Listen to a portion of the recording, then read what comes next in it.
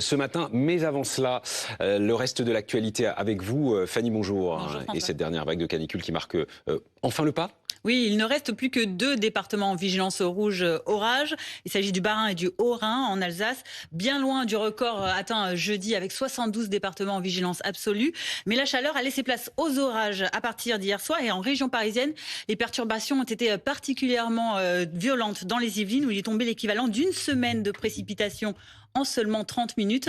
Élise Phillips, on vous retrouve à Orgeval, donc dans les Yvelines, avec des dégâts bien visibles sur place.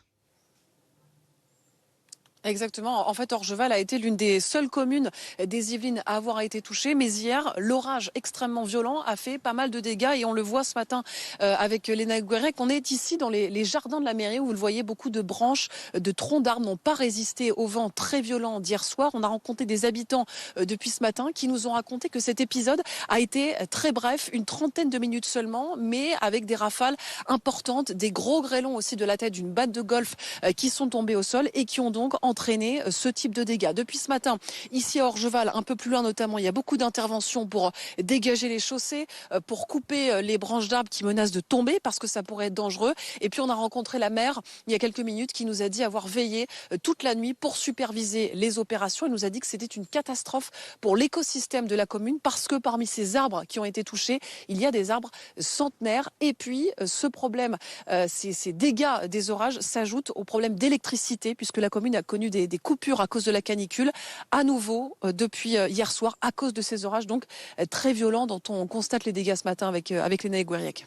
Merci beaucoup Élise Philippe, c'est en direct d'Orgeval donc avec Lénaïque Gouérec. Au Moyen-Orient, regain de tension autour du golfe Persique ce matin. Oui, le Koweït et Bahreïn ont été visés cette nuit par des missiles et des drones iraniens. Les cibles, 8 infrastructures américaines basées sur 2 bases militaires des 2 pays. Des attaques revendiquées à la télévision d'État comme des représailles et des bombardements américains dans le sud de l'Iran, dans les régions de Sirik et de Kesh. Les gardiens de la Révolution ont annoncé que les forces navales et aérospatiales avaient riposté avec fermeté à la récente agression américaine dans le cadre d'une opération conjointe impliquant des missiles et des drones. Les gardiens de la Révolution ont annoncé que l'ennemi agresseur avait violé le traité, prétextant que l'Iran avait averti le navire qui enfreignait les règles et avait attaqué 5 postes côtiers de la République islamique tôt ce matin.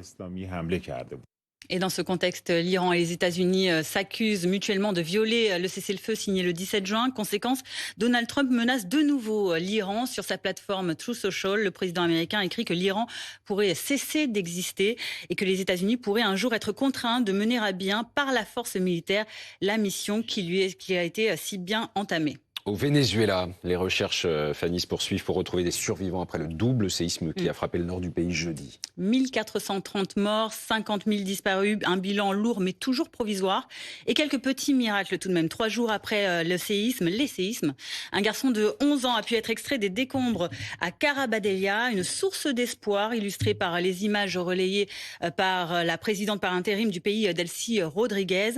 Et à La Guaira, des secouristes américains ont secouru avec l'aide des locaux un bébé de 9 mois ainsi que sa maman, prisonnier d'une habitation effondrée. Au moins 17 pays participent actuellement à l'aide internationale sur place. Petit mot pour terminer du mondial. Oui, Foot, je sais que vous y tenez, ça y est, on connaît depuis ce matin le tableau complet des 16e. Enfin, avec de très belles affiches au programme, à suivre le choc entre les Pays-Bas et le Maroc notamment, ou encore entre le Portugal de Cristiano Ronaldo qui affrontera la Croatie. Le Sénégal, lui, affrontera la Belgique, tandis que l'Algérie s'est qualifiée cette nuit et jouera contre la Suisse. À noter aussi le rendez-vous entre l'Argentine, championne du monde en titre, et l'équipe surprise du Cap-Vert. Les Bleus, eux, on le savait déjà, seront opposés à la Suède, ce sera mardi soir, et les 16e de finale commence donc ce soir. Afrique du Sud, Canada, dans le stade de Los Angeles à Inglewood. Merci Fanny, à tout à l'heure.